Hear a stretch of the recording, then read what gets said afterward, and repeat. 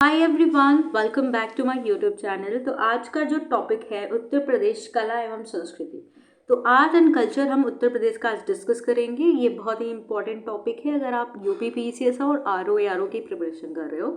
तो इस टॉपिक में हम उत्तर प्रदेश के जो एंशियंट और मेडिवल और मॉडर्न एज में जो भी स्थापत्य कला हैं, जो भी संस्थाएं बनी हैं और जो भी लोक गीत लोक नाट्य है वो डिस्कस करेंगे। हम लोक नृत्य ऑलरेडी डिस्कस कर चुके हैं, इसमें हम क्लासिकल डांस भी डिस्कस करेंगे। And let's get started. सबसे पहले हम स्थापत्य कला की बात करें तो हम प्राचीन काल में एंशियंट पीरियड में देखेंगे, एंशियंट टाइम में क्या क्या स्थापत्य कला था और क्या क्या निर्मित हुआ। तो उत्तर प्रदेश में प्राप्त स्थापत्य कला के सर्वाधिक प्राचीन अवशेष जो है मौर्य कालीन में हुए थे। एंड अशोक कालीन अरोरा जो अभिलेख है उत्तर प्रदेश के मिर्जापुर से प्राप्त हुआ था। तो ये एक इम्पॉर्टेंट पॉइंट है, इसको नोट कर लेना आप। दिल्ली मेरठ अभिलेख जो प्रारंभ में उत्तर प्रदेश के मेरठ जिले में पाया गया था, बाद में यह फिरोज शाह तुगलक के समय में जो तुगलक वंश का शासक था उसके द्वारा इसको दिल्ली लाया गया था। दिल्ली टोपरा अभिलेख जो है उत्तर प्रदेश के सहारनपुर, जिसको खिजराबाद कहते हैं, जैसे कि आपने सुना होगा जब अलाउद्दीन खिलजी के टाइम पे चित्तौड़गढ़ और जो मेवाड़ का नाम जो था वो खिजराबाद रखा गया था, खिजर खां के नाम पे। ठीक है, तो यहाँ भी सहारनपुर को भी खिजराबाद कहा गया में पाया गया था और यहाँ से मध्यकाल में यह फिरोज शाह तुगलक के समय इसको भी दिल्ली लाया गया था ये अभिलेख। ओके, तो मौर्यकालीन कला का सर्वोत्तम उदाहरण अगर उत्तर प्रदेश में देखा जाए तो वाराणसी में स्थित सारनाथ का सिंह स्तंभ लेख जो है ये मौर्यकालीन का सबसे अच्छा उदाहरण है सारनाथ में। ठीक है, अशोककालीन यक्ष और यक्षिणियों की जो प्रतिमाएं हैं वो भी प्राप्त हुई हैं। मौर्यकालीन की बात ही हो रही है अभी, तो वो उत्तर प्रदेश के मथुरा के पारखम और बुरादा में से मिलती हैं। तो यहाँ से ये प्राप्त हुई। देखिए, कनिष्क के टाइम पे मथुरा का विशेष महत्व है, यानी कुषाण काल में कुषाण वंश में मथुरा का बहुत महत्व, वो भी हम डिस्कस करेंगे। तो मथुरा से कुछ ऐसी बोधिसत्व प्रतिमाएं प्राप्त हुई हैं जिन पर कनिष्क संवत की प्रारंभिक तिथियों का लेख खुदे हुए हैं। तो ये एक इम्पॉर्टेंट पॉइंट है, कहाँ से मिले? मथुरा से, किसके? कनिष्क के टाइम के संवत की प्रारंभिक तिथियों के लेख। मंदिर निर्माण कला का विकास गुप्त काल में शुरू हुआ था। तो मंदिर बनाने की जो प्रोसेस थी वो गुप्त काल में शुरू हुआ। तो कुछ मंदिर जो गुप्त कालीन बने हैं वो हम डिस्कस कर लेते हैं। देखिए, देवगढ़ मतलब ललितपुर में 10वां अवतार में मंदिर जो है, 10वां अवतार मंदिर जो है एक पाषाण निर्मित, यानी एक पाषाण निर्मित है।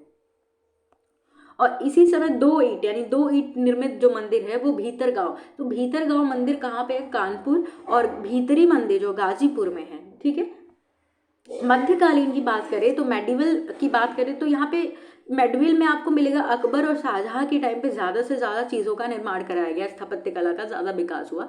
जहांगीर जो था वो कला में उसका बहुत रुचि थी, इंटरेस्ट थी, तो उसके काल में भी चरम सीमा पे थी कला। तो मूर्ति कला और चित्रकारी में प्रमुख योगदान जो है जौनपुर के सरकी शासकों या मुगल शासकों का रहा है। देखिए, तुगलक वंश के बाद तुर्की शासक आते हैं, सॉरी तुर्की नहीं, हाँ, सरकी शासक जो जौनपुर में शासन करते हैं। मुगल जो तुगलक के बाद सरकी शासक जो हैं वो आपके कहाँ पे? जौनपुर में शासक करते हैं। और इसका नाम जो जौनपुर का है उसको सिराज हिंद उपनाम से जाना जाता है। ठीक है, तो सरकी वंश ने यहाँ पे बहुत सारे मदरसे और केंद्र खोले शिक्षा के लिए, ये भी इंपॉर्टेंट पॉइंट है। सरकी स्थापत्य देखिए कि सरकी जो शासक थे उन्होंने क्या क्या किया। तो जौनपुर में स्थित जो लाल दरवाजा है ना, उसका निर्माण जो था इब्राहिम शाह सरकी ने किया था। ये इंपॉर्टेंट पॉइंट है। इब्राहिम शाह सरकी के पुत्र जो थे महमूद शाह की जो पत्नी थी बीबी राजे ने 1477 में किया था किसका? लाल दरवाजे का निर्माण जौनपुर में। और इस्लामी शैली में बनी यह मस्जिद वर्तमान में इस्लामी शिक्षा का उच्च केंद्र के रूप में प्रतिस्थापित है। जो झंझरी मस्जिद है ना, जिसका निर्माण इब्राहिम शाह सरकी जो ने किया था, मस्जिद अटाला एवं मस्जिद खालिस के निर्माण के समय ही झंझरी मस्जिद का निर्माण करवाया था 1430 ईस्वी में। जो अटाला मस्जिद है, ये भी जौनपुर की बात हो रही है, तो 1408 में बना था अटाला मस्जिद। और इस मस्जिद के निर्माण के शुरू कराने का श्रेय जो जाता है फिरोज शाह तुगलक को जाता है कि निर्माण किसने कराया था? इब्राहिम शाह सरकी ने। इस मस्जिद की जो हाइट है, जो ऊंचाई है वो 100 फीट है और 100 फीट से अधिक है। ठीक है, नेक्स्ट बात करेंगे हम शीतला माता चौकिया देवी मंदिर। तो शीतला माता चौकिया देवी मंदिर जो है ये भी जौनपुर में है और जौनपुर का ये पहला अहिर शासक हीरा चंद यादव को माना जाता है। तो ये पहला जो अहीर शासक थे यानी यादव वंश के जो शासक है जौनपुर में, हीराचंद यादव को माना जाता है। तो चौकिया देवी का जो मंदिर है इसका निर्माण कुल देवी के रूप में यादव या भरो द्वारा कराया गया था। इस मंदिर के समीप एक तालाब का भी निर्माण करवाया गया है। तो एक इम्पॉर्टेंट पॉइंट है जो कुषाण वंश से रिलेटेड है, जो मैंने बोला था कि मथुरा के निकट जो मठ है ना, वहाँ पे कुषाण शासकों की प्रतिमाएं मिली हैं, यानी स्टैचू मिली थी। ये आपका भी कांस्टेबल का जो था यूपी पुलिस का, उसमें पूछा गया था ये। ओके, तो शाही किला का निर्माण फिरोज शाह ने गोमती नदी के तट पर 1362 ईस्वी में करवाया था। इस किले में स्थित जो इब्राहिम बरकत द्वारा बनाई गई मस्जिद की बनावट जो है इसमें, इस किले में जो मस्जिद है उसमें हिंदू और बौद्ध शिल्प कला की छाप दिखाई पड़ती है। तो ये कुछ इंपॉर्टेंट पॉइंट है। देखिए जामा मस्जिद की बात करें तो जामा मस्जिद आपको पता है कहाँ पे है, शाहजहाँ के टाइम पे बना है, और वो दिल्ली में। एक जामा मस्जिद जो जौनपुर की बात हो रही है, इसका निर्माण किसने करवाया था? तो इसका निर्माण इब्राहिम शाह सरकी के समय शुरू होने के बाद कई चरणों में पूरा, यानी ये शुरू तो इब्राहिम शाह सरकी के समय हुआ था, लेकिन यह मस्जिद हुसैन शाह के काल में बनकर तैयार हो गया था। तो जामा मस्जिद के चारों दिशाओं में फाटक स्थित है। इस मस्जिद की पूर्वी फाटक में सिकंदर लोदी द्वारा, जो ये मस्जिद का पूर्वी फाटक है जो दरवाजा है, उसको सिकंदर लोदी जो कि लोदी वंश का शासक था उसने उसको तोड़ दिया था। मुगल कालीन स्थापत्य कला की बात करें तो मुगल काल में आपका बाबर आया तो मुगल काल की स्थापना हुई। तो मुगल काल में बात करें तो बाबर द्वारा भारत में मुगल राज्य की स्थापना के उपरांत अयोध्या में जो बाबरी मस्जिद था ना, वो इसी के टाइम पे, तो बाबरी और संभल में मस्जिदों का इसने निर्माण करवाया था, जिसपे अब राम मंदिर का विवाद चल रहा था, जो कि अब सुलह हो गया है, अब राम मंदिर बन गया है। तो उत्तर प्रदेश में सर्वाधिक मुगल कालीन स्मारकों का निर्माण अकबर और शाहजहां के द्वारा करवाया गया था। तो अकबर समझ लीजिए उत्तर प्रदेश से जुड़े हुए थे अकबर। उत्तर प्रदेश यानी यहाँ पे फतेहपुर सीकरी का करवाया, फिर फतेहपुर सीकरी में देखिए बुलंद दरवाजा करवाया, बुलंद दरवाजा, लाल किला बनवाया। तो ये सब किया, ये अकबर ने किया थी। तो फतेहपुर सीकरी का किला जो कि सीकरी रुब्बल कहा जाता है, ये अकबर ने बनवाया था। तो महान सूफी संत सलीम चिश्ती जो थे, देखिए अकबर के पुत्र नहीं हो रहे थे, अकबर को पुत्र नहीं हो रहे थे, तो इन चिश्ती के पास जाते हैं, उसके बाद इनको पुत्र हो जाता है। तो इन्हीं को ये फतेहपुर सीकरी जो नगर है देखिए महान सूफी संत सलीम चिश्ती के सम्मान में बनवाया था। मुगल बादशाह अकबर के द्वारा आगरा के समीप लाल पत्थरों से फतेहपुर सीकरी का निर्माण करवाया गया था इस किले का। तो किसके लिए? अपने महान सूफी संत सलीम चिश्ती के सम्मान के लिए। बुलंद दरवाजा का निर्माण अकबर ने अपनी जो गुजरात विजय है उसके उपलक्ष्य में कराया था। तो गुजरात विजय के ये पूछा जा सकता है कि बुलंद दरवाजा कब बना था? तो ये बना था गुजरात विजय के बाद अकबर ने बनवाया था। जो फतेहपुर सीकरी का डिज़ाइन है ये भी इम्पोर्टेंट है, ये बहाउद्दीन ने तैयार किया था, ये वेरी वेरी इंपॉर्टेंट है। तो इस किले बहाउद्दीन ने डिज़ाइन तैयार किया था। इस किले में एक बड़ी कृत्रिम झील है, उसको अनूप तालाब भी कहते हैं। किले में स्थित मरियम महल पेंटिंग और मीनाकारी के कारण ये किला जो है प्रसिद्ध है। जोधा महल भी यहीं पे है, यहाँ पे बहुत सारे महल भी है, जैसे इसके अंदर बहुत सारे कमरे हैं। जैसे फतेहपुर सीकरी में दीवाने खास, दीवाने आम, सलीम चिश्ती का मकबरा, तो अकबर के बेटे सलीम कहा जाता था। और जामा मस्जिद, इबादत खाना, बुलंद दरवाजा, हिरण मीनार, ज्योतिष्य की बैठक और मीना बाजार जो कि दिल्ली में भी है। तो पंच महल, हवा महल, जोधा महल, मरियम का महल और बिरबल का महल भी यहीं पे था, इसी के अंदर। आगरा का किला की बात करें तो आगरा में लाल किला बनवाया था, जैसे दिल्ली में शाहजहां के टाइम पे बना था, उसी आगरा में लाल किला बनवाया था। तो अकबर के द्वारा 1565 में आगरा के किले की नींव रखी गई थी, 1565 ईस्वी में। ताजमहल जो है, ताजमहल आपको पता है टूरिस्ट प्लेस है और यहाँ पे लोग जाते हैं। तो शाहजहां ने आगरा में यमुना नदी के तट पर इस मकबरे को अपनी प्रिय बेगम मुमताज महल, यानी जिनका वास्तविक तो नाम था अर्जुमंद बानो बेगम, के याद में 1631 से 53 के बीच में बनवाया था। लेकिन जो यूनेस्को वर्ल्ड हेरिटेज सेंटर के अनुसार ये जो ईयर है ये 1631 से 1648 के मध्य माना जाता है। उस्ताद अहमद लाहौरी, ये इंपॉर्टेंट है, उस्ताद अहमद लाहौरी जो थे ने इसकी डिज़ाइन तैयार की थी। और जो मैंने भी बताया फतेहपुर सीकरी के बहाउद्दीन ने डिज़ाइन तैयार की थी, यहाँ पे लाहौरी ने डिज़ाइन तैयार की थी। और उस्ताद ईसा खां के निर्देशन किसने दिया था? और ईसा खान ने 22 साल का काम चलाइए और तब जाकर यह इमारत निर्मित हुई थी, ताजमहल। सफ़ेद संगमरमर से बना यह अष्टभुजी मकबरा अपने बेहतरीन अनुपात और सादगी के लिए विश्व के 7 जो 7 वंडर्स वर्ल्ड में उसमें शामिल हुआ है। और ये पहला साइट है, जो पहला स्थल है जो कि हेरिटेज साइट में, यूनेस्को हेरिटेज साइट में शामिल हुआ था इंडिया का। और बात करें तो जो संगमरमर से बना है, वाइट संगमरमर से, वाइट मार्बल से बना हुआ है, तो अब इसमें प्रदूषण की वजह से क्या हो रहा है, पीला पड़ रहा है, क्योंकि ये सल्फर की वजह से हो रहा है। तो सल्फर की वजह से, जो एसिड रेन है उसकी वजह से ये पीला पड़ रहा है। तो पित्रादुरा शैली में बनाया गया है, पित्रादुरा टेक्निक में ये सुंदर सजावट का काम यहाँ पे हुआ है, ये भी इम्पोर्टेंट है। और यूनेस्को की विश्व विरासत सूची में शामिल होने वाला भारत का प्रथम स्मारक है ये। 1983 ईस्वी में ताजमहल को यूनेस्को की विश्व विरासत सूची में शामिल किया गया था। वेरी वेरी इंपॉर्टेंट, ठीक है। आधुनिक काल यानी मॉडर्न एज में क्या बनाया गया था, तो मॉडर्न एज की बात करें तो लखनऊ में छोटा इमाम बाड़ा, जो कि हुसैनाबाद का इमाम बाड़ा है, इसे मोहम्मद अली शाह ने बनवाया था लखनऊ में, ठीक है। बड़ा, देखिए ब्रिटिश के काल में जब ऑरेंज चला गया तब अवध लखनऊ में बना ना, अवध नवाब बने, तो उनके काल में क्या क्या निर्माण हुआ था और अंग्रेजों के टाइम पे क्या हुआ था, ये हम डिस्कस कर रहे हैं। तो मोहम्मद अली शाह ने बनवाया था बड़ा इमाम बाड़ा, जो कि लखनऊ में है, जहाँ पे भूल भुलैया आप देखने को मिलेगा। तो जिसका निर्माण नवाब आसफ उद्दौला ने करवाया था। Very very important. तो इमाम बाड़ा के मुख्य वास्तुकार जो हैं वो पूछा जा सकता है कि आफितुल्ला, ये याद कर लेना। देखिए हमने लाहौरी पढ़ा ताजमहल के, बहाउद्दीन पढ़ा लाल किला की, जो कि आगरा वाला है, और ये किफ़ायतुल्ला जो कि दिल्ली में रहने वाले थे, इन्होंने इसकी डिज़ाइन तैयार की थी।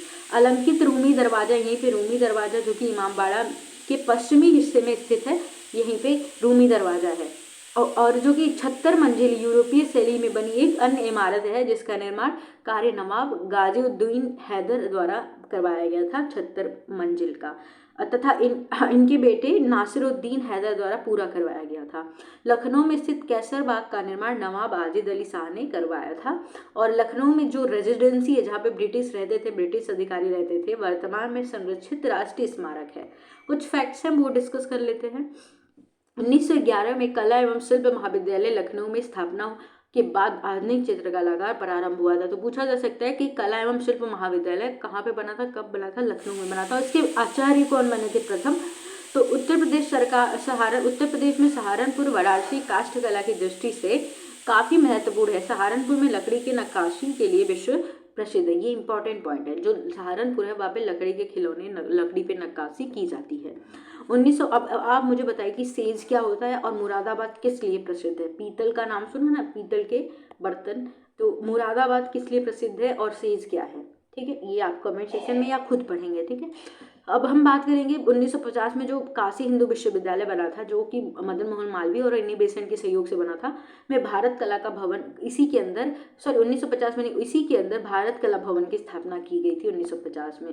तो जो आसित कुमार हलदार थे 1925 में कला एवं शिल्प महाविद्यालय जो कि लखनऊ में है के प्रथम प्राचार्य बने थे। और आसित कुमार हलदार ने लखनऊ में चित्रकला की वाश तथा टेम्पा जो नामक 2 शैलियाँ उसको शुरुआत की थी, और इसी बाद में लखनऊ शैली का नाम दिया गया कि जो कि प्राचार्य थे पहले।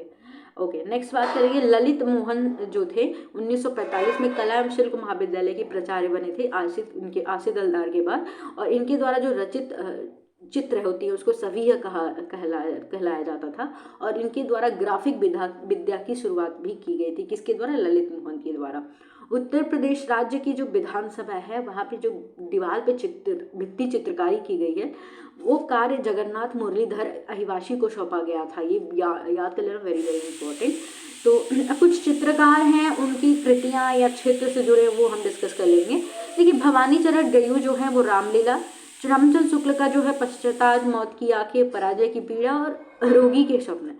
राज कपूर चितेरा का है तेंदुलकर की 150 फीट लंबी चित्र श्रृंखला। और नंद किशोर शर्मा का है जो कालीन चीनी बर्तनों की डिजाइन करते हैं, नंद किशोर। विश्वनाथ मेहता का है प्यासा ऊँट और सुहाग बिंदी सृष्टि।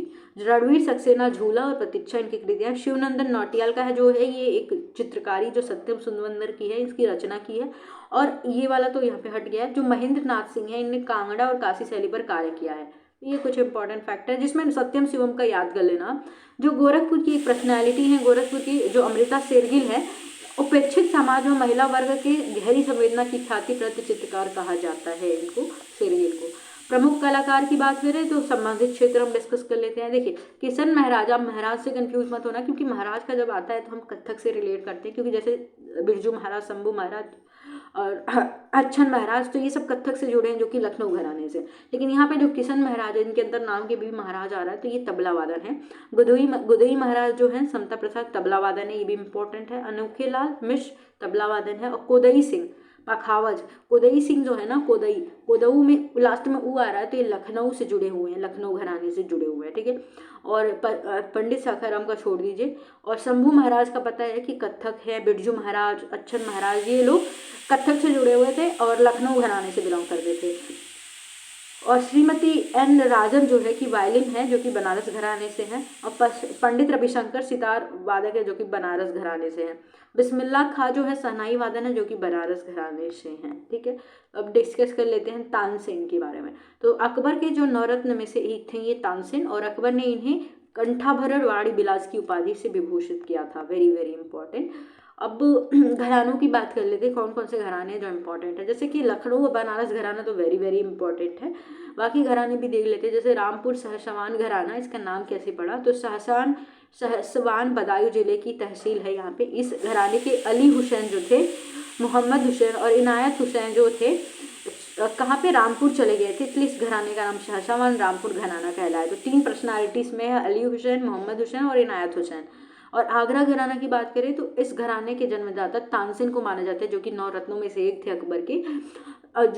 उन्हीं के नहीं, उनको नहीं माना, उनके दामाद हाजी सुजान खां को माना जाता है, ठीक है। और इसमें जो लोग आते हैं उसमें उस्ताद फैजा खां, स्वामी वल्लभ दास, रंगीला घराना भी इसको कहते हैं आगरा घराने को, तो ये इंपॉर्टेंट है। लखनऊ घराना वेरी वेरी इंपॉर्टेंट। तो इस घराने का जन्म अवध के नवाब जो थे वाजिद अली शाह के दरबार में हुआ था। जो नवाब थे उन वाजिद अली शाह के समय हुआ था, ठीक है। और लखनऊ घराना का मतलब ख्याल व ध्रुपद गायन के लिए प्रसिद्ध है। लखनऊ घराना ख्याल और ध्रुपद गायन के लिए प्रसिद्ध है। खुर्शीद अली खां लखनऊ ख्याल गायकी के पितामह माने जाते थे। तो very very important, Khurshid Ali खां।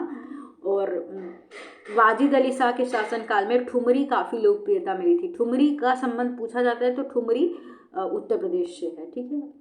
जब हम अभी लोकगीत डिस्कस करेंगे ना तो उसमें आपको चैत्य ठुमरी मिलेगा आपको।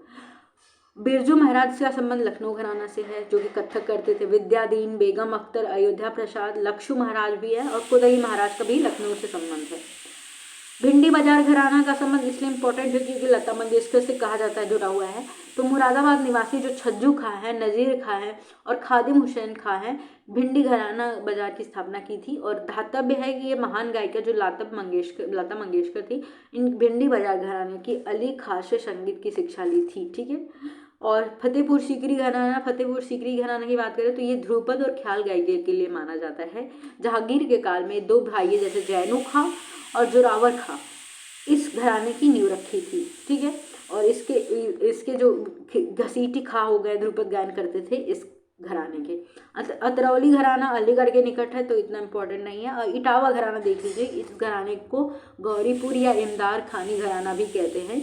इस घराने के सितार वादन के लिए विशेष तौर पर जाना जाता है। तो ये देखिए वेरी इंपॉर्टेंट है क्योंकि ये सितार वादन के लिए जानता है। और सुरजन सिंह, इमदाद खां, ध्रुव तारा जोशी आदि इस घराने के प्रमुख वादन है, सितार वादन।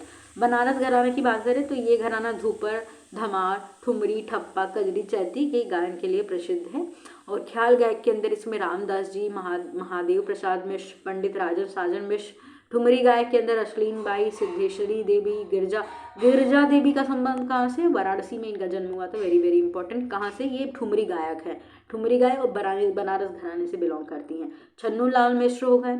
और यहाँ पे सहनाई वादक का नाम आपको पता ही होगा, बिस्मिल्ला खां और पंडित राम सहाय मिश्र। बिस्मिल्ला खां तो आपको नाम याद। सारंगी वादक शंभू सुबीर, गोपाल मिश्र, नारायण विनायक, हनुमान प्रसाद।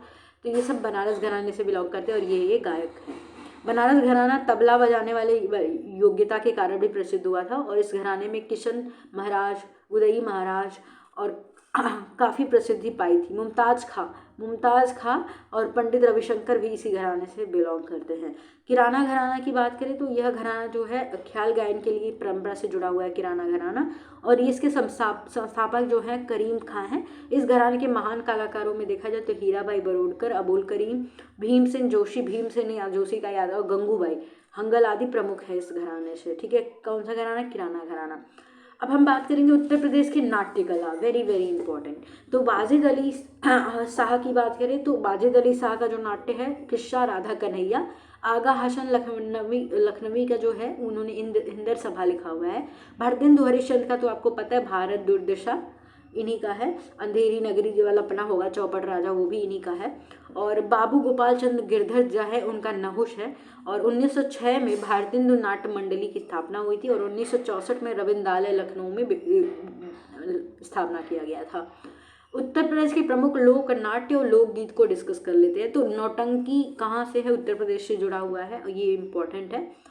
तो नौटंकी जो है, नौटंकी से जुड़े प्रमुख कलाकार जो है विनोद रस्तोगी, डॉक्टर कृष्ण मोहन सक्सेना, चुन्नीलाल, उर्मिल कुमार, मधु अग्रवाल, संदीपन बिमल, अतुल यदुवंशी, अजीत पुष्कर, ये सब इससे जुड़े हैं। रासलीला भी कहाँ पे होता है, उत्तर प्रदेश में ही होता है।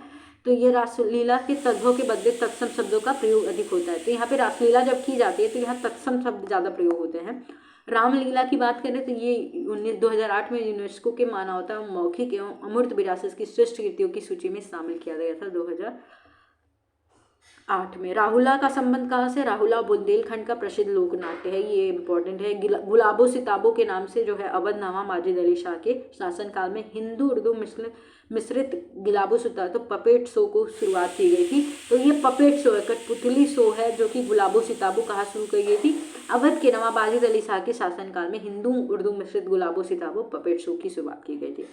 शास्त्रीय नृत्य की बात करें तो शास्त्रीय नृत्य उत्तर प्रदेश में एक ही है, कथक। कथकली यहाँ का नहीं है, कथकली से आप केरल जाना, कथक यहाँ से, कथक जो है उत्तर प्रदेश में है, ठीक है। कथक लखनऊ में सिखाया जाता है, संबंध बिरजू महाराज लच्छू महाराज इन लोगों से है।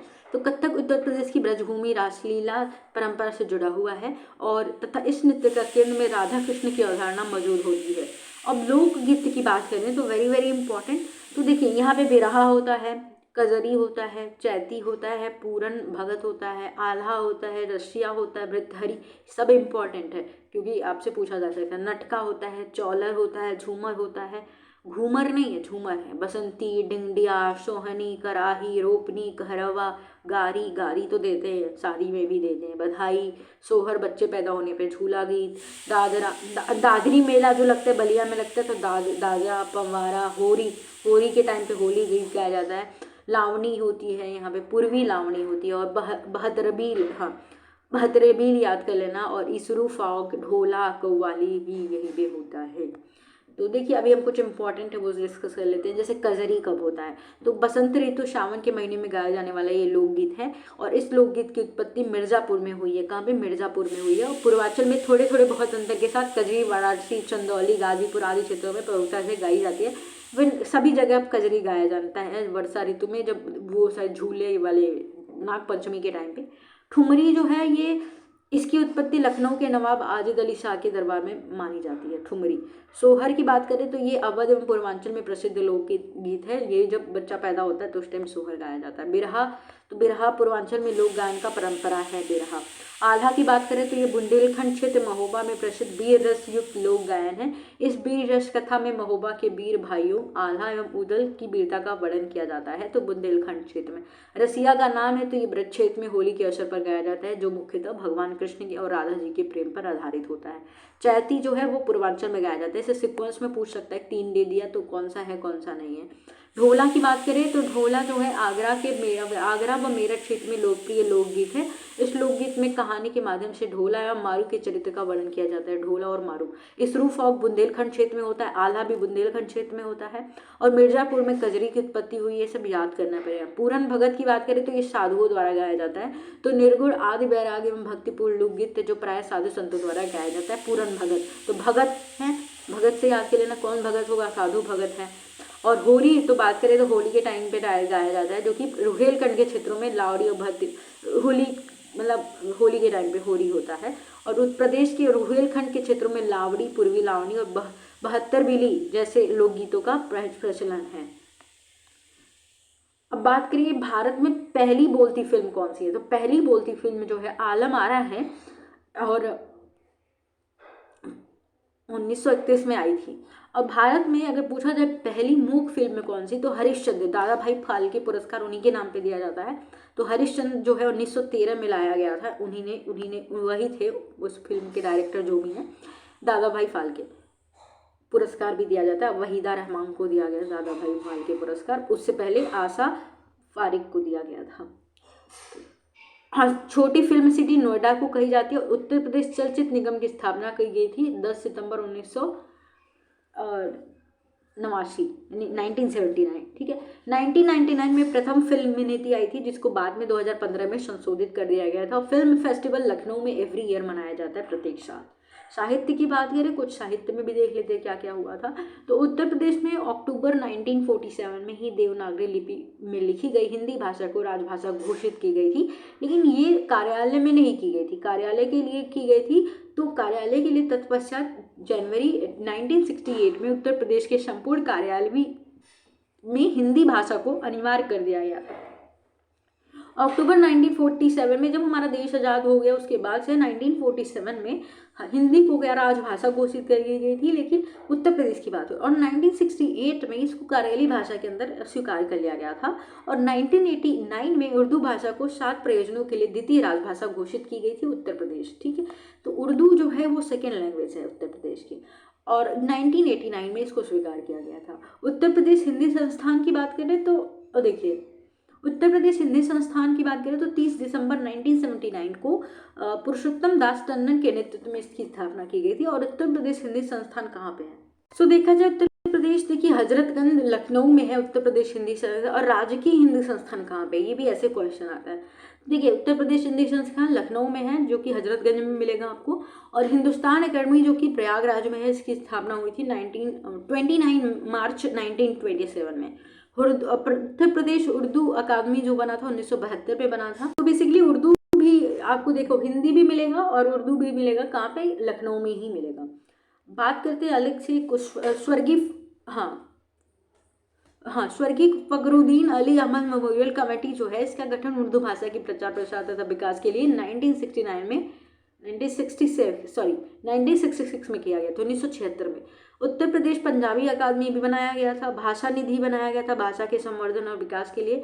तो इसके लिए 10 करोड़ की लागत से भाषा निधि की स्थापना 1982-83 में किया गया था, हिंदी के संवर्धन के लिए, हिंदी के लिए बेसिकली भाषा निधि। भाषा प्रशिक्षण केंद्र था, बनाया गया था 1990 में। और ये बनाया इसलिए गया था कि सो दैट जो 13 भाषाएं हैं ना, उसके प्रशिक्षण दिया जा सके। तो ये कुछ इम्पॉर्टेंट था जो हमने डिस्कस कर लिया। अब भाषा हम बोलियों को डिस्कस कर लेते हैं। अब तो हिंदी में इसको पढ़ोगे, इसमें हम थोड़ा डिटेल में नहीं पढ़ेंगे। तो हिंदी की 5 भाषाएं होती हैं, जैसे कि पूर्वी होता है, पश्चिमी, पहाड़ी, बिहारी, राजस्थानी, बिहारी, पहाड़ी और पश्चिमी और पूर्वी। तो ये देखिए, याद कर लेना। देखिए, बिहार राजस्थान से जुड़ी है, राजस्थानी हो गई, बिहार से जुड़ी बिहारी हो गई, और पहाड़ी हो गई उत्तराखंड की वजह से कह रहे हैं, और पश्चिमी और पूर्वी ऐड कर लेना। तो इस तरीके से जो अटैच्ड वो स्टेट है उसके अकॉर्डिंग आप पढ़ लेना। तो 5 उपभाषाएं होती हैं। पूर्वी की उपभाषाएं देखी जाए तो इसमें पूर्वी में देखो, उत्तर प्रदेश के पूर्वी क्षेत्र में आपको मिलेगा क्या? आपको देखो अवध क्षेत्र मिलेगा, लखनऊ हो गया, बलिया वगैरह के क्षेत्र में बस्ती हो गया। तो यहाँ पे अवधी, बघेली और छत्तीसगढ़ी बोली जाती है। पश्चिमी क्षेत्र की उपबोलियाँ जो हैं वो ब्रजभाषा है। ब्रजभाषा क्षेत्र पश्चिमी, जैसे ग्रेटर नोएडा, गौतम बुद्ध नगर के साइड, मथुरा, आगरा, ये सब पश्चिमी क्षेत्र में आ गए। तो करवी बोली जाती है, खड़ी बोली, हरियाणवी, कन्नौजी, बुंदेली, दक्षिणी बोली जाती है। पहाड़ी की बात करें, कुमाऊनी और गढ़वाली बोली जाती है, देवभूमि से रिलेटेड। और बिहारी की बात करें तो बिहारी की उपबोलियाँ हैं, यहाँ पे भोजपुरी बोली जाती है, जिसका उत्पत्ति भोजपुर में हुआ है बिहार में। मगही बोली जाती है, मैथिली, तो ये बिहार से रिलेटेड हो गई। राजस्थानी की बात करें तो यहाँ पे मारवाड़ी, मेवाती, मालवी, ढूंढाड़ी बोली जाती है। तो हिंदी में आप डिटेल में पढ़ेंगे, इसलिए बट यहाँ पे मैं थोड़ा सा इसे ब्रीफ में बता रही हूँ। खड़ी, ब्रज, कन्नौजी, बघेली, बुंदेली, भोजपुरी उत्तर प्रदेश में बोली जाने वाले प्रमुख उपबोलियां। उत्तर प्रदेश में सबसे ज़्यादा भोजपुरी बोली जाती है। इनकी उत्पत्ति बात करें तो सौरसेनी भाषा से हुई है। पूछा जाता है कि सौरसेनी भाषा से खड़ी बोली का विकास हुआ है।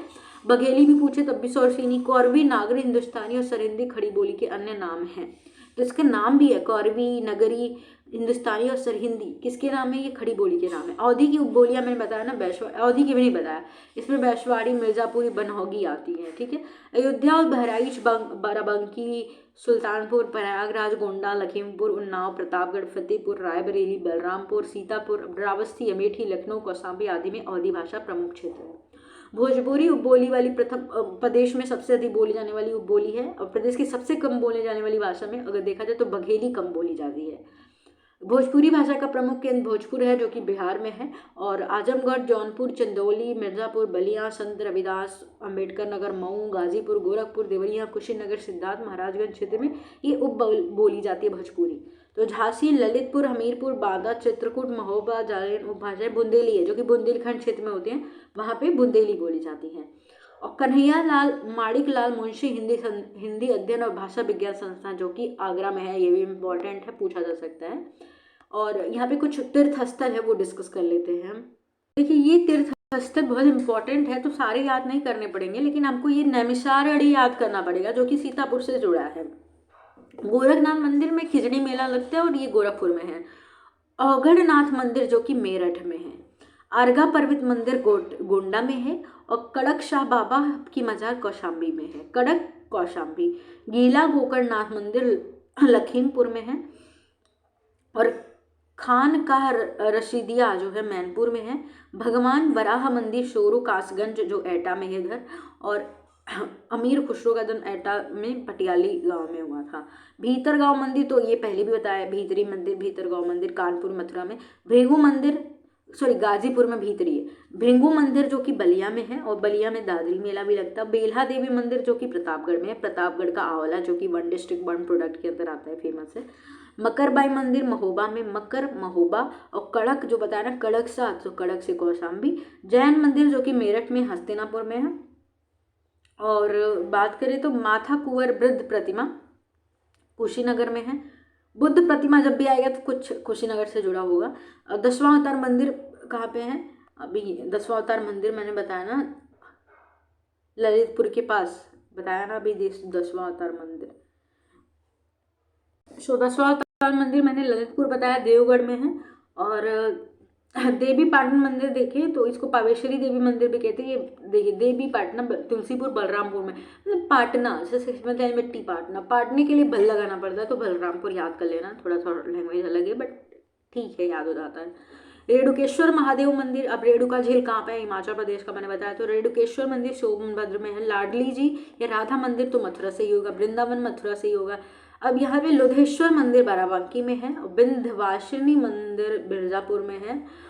और शाकंभरी जो देवी मंदिर है वो सहारनपुर में है। सोमेश्वर मंदिर प्रयागराज में है। श्री दाऊजी महाराज, देखिए दाऊजी महाराज मतलब दाऊजी से ताऊजी याद कर लेना। दाऊजी हाथ लगाएंगे ना गिर जाओगे, मारेंगे हाथ लगा के, तो दाऊजी हाथ मत उठाइए, ऐसे याद कर लेना। तो हाथरस से हुआ। हाथरस की हींग को जीआई टैग भी मिला है। और बिजनौर की बात करें तो बिजनौर में से गंगा प्रवेश करती है, तो यहाँ पे विदुर कुटीर मंदिर है।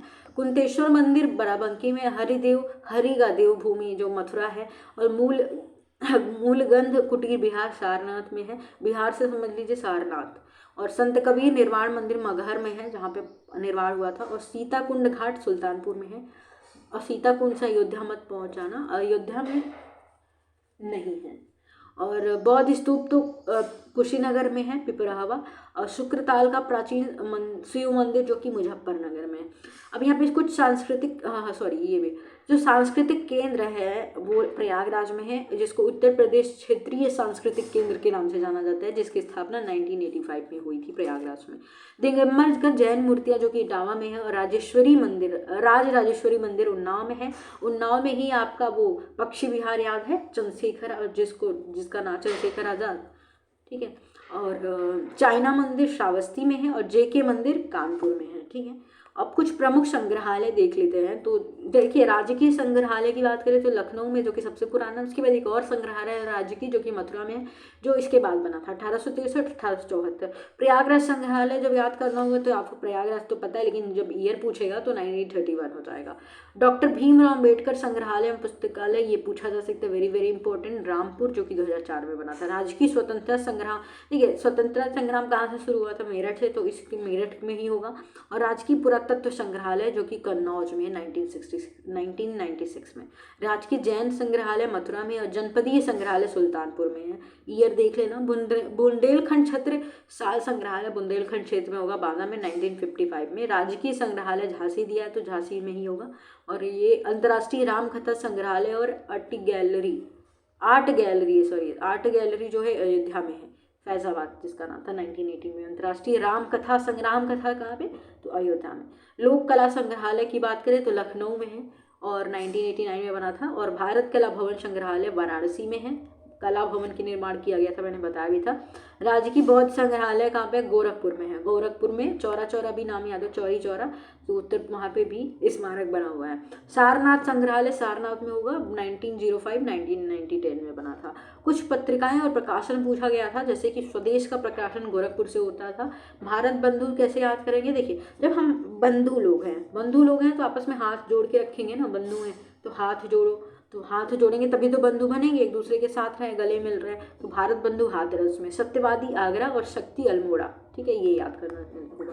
तो ये पूरा मैंने कवर किया। इसमें मैंने आपको नृत्य नहीं बताया, लोक नृत्य नहीं बताया, बिकॉज मैंने इसको अलग सेपरेट में कवर किया है, लोक नृत्य, ठीक है, तो जिसमें मैंने आपको सारा बताया हुआ था। तो आई होप आपके लिए वीडियो हेल्पफुल रही होगी।